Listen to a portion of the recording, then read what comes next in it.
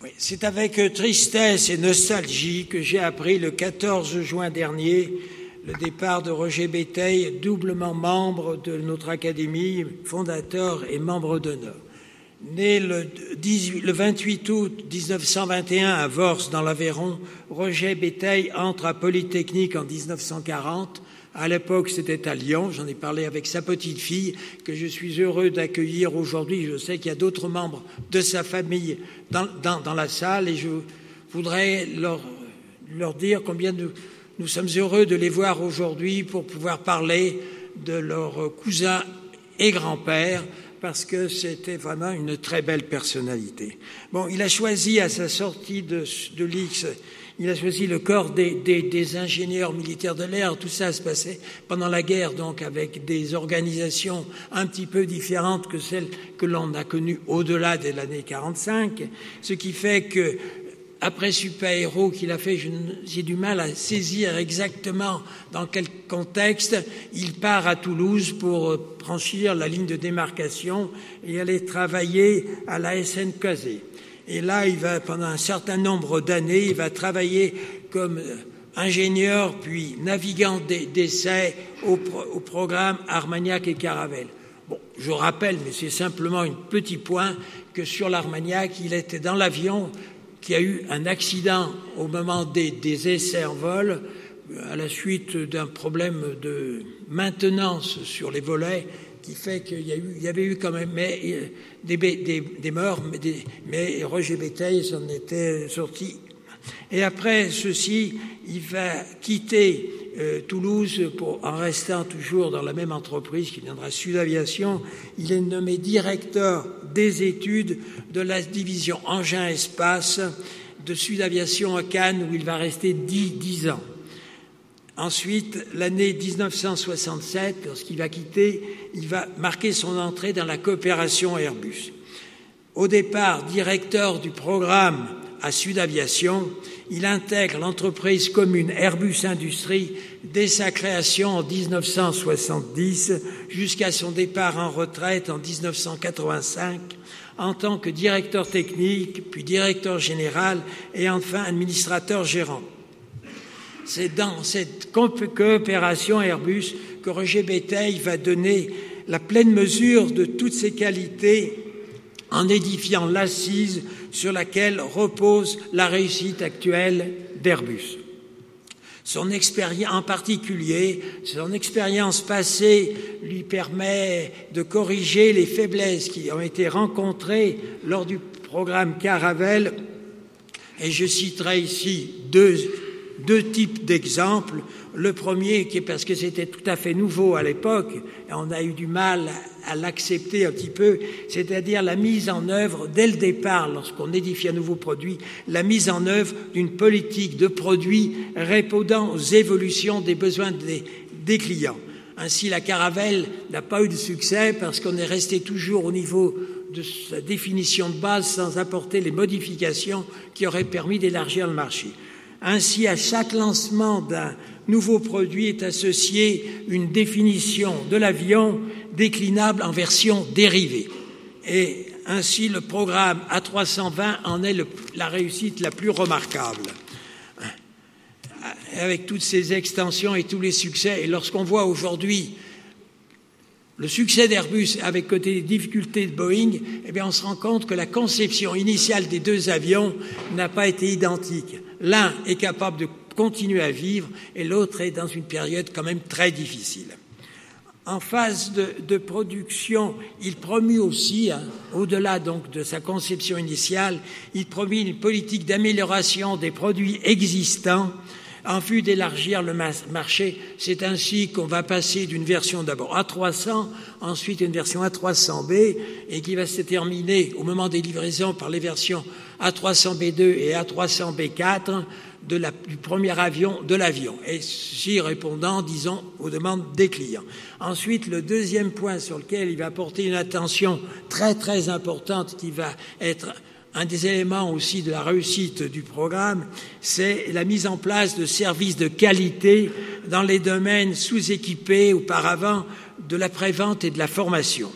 En vue de pallier un petit peu un certain amateurisme des équipes d'après-vente, il va recruter un Américain, George Wardy, ancien président d'American Airlines, pour inciter et apporter, disons, une expérience que nous n'avions pas. Alors, pour citer quand même une réussite, ça dépasse bien sûr le travail de Roger Béteille, puisque c'est dans les années dépassant 2000, c'est-à-dire les années 2015, eh bien, le service après-vente d'Airbus a été reconnu comme le meilleur du monde par les compagnies aériennes. Ce qui montre bien qu'à partir de cette initiation par Roger Béteille, eh bien, l'ensemble du système a continué à progresser. Ensuite, il s'est beaucoup intéressé aux problèmes de formation. Et c'est là où il va associer, disons, Airbus avec un partenaire américain reconnu qui s'appelait Flight Safety pour créer en 1961 le GIO Aéroformation, qui va être une efficace structure et qui sera placée sous la direction de notre confrère qui va construire toute l'organisation, Jean Pinet. Alors, je ne sais pas si Jean Pinet est là, mais c'est vrai qu'on l'oublie un petit peu souvent dans l'histoire d'Airbus, mais c'était un outil indispensable. Considéré comme le père d'Airbus, ses mérites seront reconnus par de nombreuses entités sous différentes formes en France et en Europe. En France, il est promu commandeur dans l'ordre de la Légion d'honneur en 1982, une décoration qui lui sera remise par le président de la République François Mitterrand le 28 septembre lors d'une cérémonie Airbus à la préfecture de Toulouse. Tout le monde a cherché à s'associer à Airbus. Et à cette occasion, je vous signale, moi j'ai été décoré chevalier de la Légion d'honneur et Bernard Latière, qui était l'administrateur général d'Airbus, il avait été promu, lui, officier de la Légion d'honneur. Ensuite, Roger Béteille est élevé, mais je ne sais pas à quelle date, à la dignité de grand officier dans l'Ordre national du mérite, ce qui est une dignité. En Allemagne, il est promu commandeur dans l'Ordre du mérite de la République fédérale d'Allemagne. Il a été lauréat de nombreux prix, en particulier du prix de l'AJPAE, c'est-à-dire l'Association des journalistes professionnels de l'aéronautique et de l'espace, en 1977, et il a obtenu aussi le Grand Prix de la 3AF en 1979. En 2001, en mois de 31 janvier 2001, il est reconnu pionnier d'Airbus. Nous le sommes tous les deux avec le père de Barbara, Félix Krart. Nous sommes reconnus par la nouvelle administration EDS qui crée et qui essaye de fédérer l'entreprise autour du début de succès, même déjà du succès d'Airbus, de fédérer l'entreprise à l'occasion d'une cérémonie qui se passe à Toulouse qui s'appelle Airbus Héritage. Ensuite, en 2012, Airbus va se reconnaître une nouvelle fois en donnant son nom finalement au hall d'assemblage du nouveau produit A350 à Colomiers. Voilà. Et pour finir, bien sûr, il faut parler de l'Académie. En 1983, André Turca fait appel à lui comme membre fondateur de l'Académie de l'air et de l'espace, il le restera, mais en plus, l'Académie a tenu à l'honorer en l'élisant membre d'honneur en 2014. Voilà. Pour sa en 2012. La médaille lui sera remise en 2014, mais il a été élu en 2012. Il va être membre d'honneur pour sa contribution exceptionnelle à l'aéronautique. Ayant travaillé 20 années auprès de Roger Béteille. Tout d'abord, lui, il était à partir de 1967 à l'aérospatiale directeur de programme. J'avais la même formation, donc on s'entendait bien, mais moi j'étais à l'agence exécutive Airbus, dans l'administration, et j'avais une antériorité par rapport à lui de 3 années sur l'Airbus, c'est-à-dire que j'avais une certaine avance, et j'ai pu donc, dès son arrivée, essayer de lui communiquer, et ça, il l'a suivi avec beaucoup d'intérêt, tout ce que je lui ai présenté pour la définition du premier produit. C'était le début de notre coopération. Nous avons donc travaillé là pendant 8 ans, de 67 jusqu'en 74, moi dans l'administration, lui industriel, pour la mise en place des premiers éléments de fonctionnement de l'organisation Airbus. En 1974, Airbus s'installe à Toulouse. Airbus s'installe à Toulouse. Les mérites de la structure de coopération et de l'organisation qui ont été mises en place à travers la concertation entre industriels et services officiels a démontré son efficacité, et en 1974, nous allons livrer dans les délais, en respectant les performances, les devis de masse et les budgets, le premier avion A300 à B2 à Air France. Et à ce moment-là, on s'aperçoit que l'entreprise marche correctement. Elle est, sur le plan technique, ça marche. Sur le plan de la production, grâce à Félix Krart, le prêt de Barbara, nous sommes dans une situation qui est relativement bien structurée. Le commerce commence à mettre... Il y a une fonction dont personne ne veut s'occuper, c'est la fonction financière. Moi, je suis un ingénieur pur et dur, et Béteille me propose, parce qu'il savait que j'étais intéressé, que j'avais des idées, il me propose, parce que personne ne veut prendre cette responsabilité, c'est quelque chose de compliqué et qui ne sort des sentiers battus, et il faut beaucoup d'imagination, et à cette époque-là, il n'y avait pas beaucoup d'imagination et créative dans le domaine administratif financier. Ce qui fait qu'en 1974, je vais arriver à Airbus, et pendant 12 années, je vais travailler auprès de Roger Béteille, et je reconnais que ça a été une période très très riche. J'allais souvent le voir aussi pour lui parler de technique, parce que j'étais resté ingénieur, et pour lui dire ce que je pensais du nouveau produit, mais il acceptait toujours mes propositions. Donc c'était un homme extraordinaire, et en particulier par la confiance qu'il accordait à ses proches collaborateurs. Parfois, il m'est arrivé de regretter sa faible implication dans le domaine de ma responsabilité, c'est-à-dire le domaine administratif et financier. Il faut reconnaître qu'on était plus intéressé par la technique, par la production, mais surtout le commerce, et que finalement, l'intendance, elle devait suivre. Mais alors, il savait toujours se dégager lorsque j'allais le voir et que j'avais quelques réticences. Et par une réponse non dénuée d'humour, du style de celle que je vais vous lire, qui m'a écrite lorsque j'avais écrit dans le cadre de Comaero une histoire d'Airbus. Je vais vous lire pas la totalité, mais quelques phrases. D'abord, des compliments, parce qu'il savait faire des compliments. La première, votre ouvrage, je le trouve remarquable par la précision et son érudition. Nul autre que vous n'aurait pu l'écrire. Ensuite, j'apprécie tout particulièrement l'importance totalement justifiée que vous donniez aux problèmes de gestion dont vous aviez la charge et dans la région duquel il n'y aurait pas eu d'Airbus. Peut-être vous ai-je donné dans la période où nous travaillons ensemble l'impression que je n'attachais pas l'importance qu'il méritait. C'est inexact. Simplement, je jugeais que vous y régliez au mieux et que je pouvais me limiter à vous soutenir en consacrant mon temps aux autres problèmes. Voilà. Mais c'est tout à fait la personnalité de Roger Béteille qui faisait un compliment, mais sans vraiment le faire. Mais c'était déjà pour moi le principal. Bon, donc j'ai travaillé pendant 20 ans, et moi je vais donc terminer. Je vais dire d'abord merci, je remercie Roger Béteille, merci mon cher maître. À votre contact et sous votre direction, j'ai beaucoup appris et vous en suis profondément reconnaissant.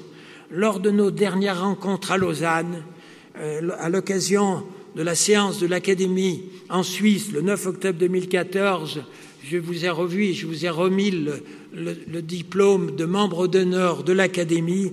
J'ai été particulièrement heureux de vous retrouver et surtout de vous retrouver tel que je vous connaissais, tel que vous étiez lorsque nous œuvrions ensemble au succès de la coopération. Votre intelligence, votre humour n'avaient pas changé. Vous étiez tel que je vous connaissais. Je garde un très bon souvenir de vous. Maintenant, je vais céder la parole à Barbara Krart, qui va vous faire découvrir quelques traits de sa personnalité privée que je pense elle connaissait. Personnalité privée que je dis pudique et austère quelquefois, je l'ai trouvé, mais qui était tout à fait à l'image de sa région natale, le Rouergue. Voilà.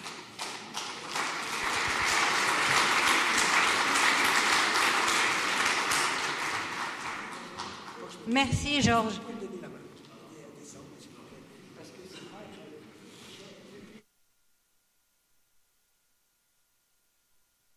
Merci Georges. Après tout ce que Georges a dit, je ne sais pas s'il me reste beaucoup de temps, Je vais essayer d'être brève, de parler un petit peu de la personnalité de Roger Béteille que j'ai côtoyé pendant presque 15 ans.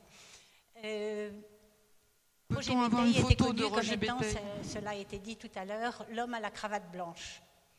Et tout le monde se posait la question. Pourquoi cette cravate blanche? Alors il répondait avec un tout petit sourire, tout discret, réservé. Ah mais c'est le secret le mieux gardé d'Airbus. Et ensuite il ajoutait, et puis comme ça on parle de ma cravate et pas d'autre chose. Avec beaucoup de philosophie, avec cette petite pointe d'humour. Et je disais à l'instant, très réservé, ça a été dit aussi avant, très réservé, très discret. C'était une personne très avare de parole. Et je me rappelle bien souvent des dîners ou des déjeuners avec des invités, des clients, des officiels. Tout le monde parlait, il y avait de l'animation, on débattait. Roger Béteille était là, silencieux, ne disant rien, mais écoutant. Et tout d'un coup, il prenait la parole, parlant tout doucement, et le silence se faisait. Tout le monde écoutait. Et il disait quelques mots. Il avait résumé toute la situation dans ces quelques mots, en avait tiré les conclusions, la synthèse, et en quelques phrases, tout était dit. Et il n'y avait plus rien à ajouter. C'est ainsi, par exemple, je me rappelle, le dernier dîner, lorsqu'il est venu ici à Toulouse, à l'occasion de l'inauguration de la FAL à 350, nommé Roger Béteille.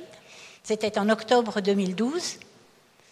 C'était un dîner à l'initiative de Fabrice Brégier, qui était le PDG d'Airbus à l'époque, avec Charles Champion, que vous connaissez, Fernando Alonso, qui était le responsable des essais en vol 350 alors. Et il discutait évidemment du premier vol de la 350 qui devait arriver dans les mois qui suivaient. Évidemment, Fabrice, en tant que PDG, il poussait à ce que ça se passe le plus vite possible. Et Fernando, responsable des essais en vol, voulait que les choses soient bien faites. Alors ça discutait. Et Fabrice se tourne alors vers Roger Béteille, qui était à sa gauche, et lui demande « Et vous, monsieur Béteille, qu'est-ce que vous feriez ?» Situation un peu difficile. Fabrice Brégier est son hôte et le PDG d'Airbus actuel, il n'a pas de leçon à lui donner. Fabrice qui, comme on l'a dit Roger qui tout à l'heure, comme on l'a dit tout à l'heure, a survécu à un accident d'Armagnac et qui sait ce que ça veut dire, finalement dit ces quelques mots. Tout ce qu'on peut faire au sol, il faut le faire au sol. Il n'avait rien dit et il avait tout dit. Fernando avait un sourire jusqu'aux oreilles, Fabrice a souri aussi, il n'avait plus rien à ajouter, il a dit bon, j'ai compris. Voilà, mais c'était Roger Béteille. Une autre anecdote, avant de terminer, phase de lancement de la 310. Version B10 initialement, au printemps 78. Je devais faire une présentation aux journalistes de la presse spécialisée de ce qui allait devenir la 310. On avait travaillé avec l'équipe de marketing technique et Roger Béteille voulait voir la présentation. Je suis entrée dans le bureau, il n'a rien dit, je lui ai tendu la présentation, il a commencé à la feuilleter, planche après planche, et il est arrivé sur la planche avec le plan 3 vues. Regardé, a pris un crayon à papier, a fait un trait derrière le fuselage arrière, de profil, pour l'arrondir un peu. Voilà, c'est comme ça que ça doit être, a-t-il dit. Le maître a parlé, il a continué à tourner les pages, a rendu la présentation, a fait quelques notes dans un de ses fameux petits carnets noirs, et a replongé son nez dans le document, dans les papiers qu'il avait devant lui. Sans rien dire de plus. J'avais compris que l'entretien était terminé. Voilà. Je suis partie. J'ai retourné voir l'équipe de marketing technique, leur ai montré la modification au coup de crayon à papier de Roger Béteille, et ils n'en revenaient pas.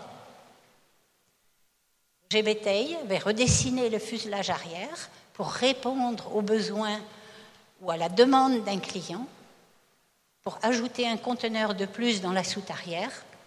Et ce fuselage, redessiné après, est devenu celui de la 310 et de la 300-600. C'est comme ça qu'il répondait aux attentes des clients, mais aussi sa manière de travailler. Il n'y avait plus à discuter. Voilà, ça c'était Roger Béteille. Et je parlais à l'instant de son petit carnet noir. Le 14 juin dernier, la dernière page de Roger Béteille, qui était un homme très cultivé. On en reparlait tout à l'heure avec Nert Yesafi qui est là. Il lisait systématiquement un livre en français, un autre en anglais, un autre en allemand, et puis un autre en latin. Il recommençait en français, etc. Mais c'est vrai qu'il était très réservé. Le petit carnet noir, voilà. Le 14 juin dernier, la dernière page du petit carnet noir a été tournée et les pages suivantes restent blanches, comme sa cravate, dont il a emporté le secret avec lui. J'ai énormément appris de Roger Béteille et sans lui, vraiment sans lui, Airbus ne serait pas ce qu'il est aujourd'hui. Et je crois que tous, on l'oublie trop souvent, un esprit ouvert et surtout critique et sachant faire de l'autocritique pour essayer de s'améliorer. Merci Roger Béteille et merci pour tout ce que vous nous avez apporté. Merci à vous. Merci Madame Kraft.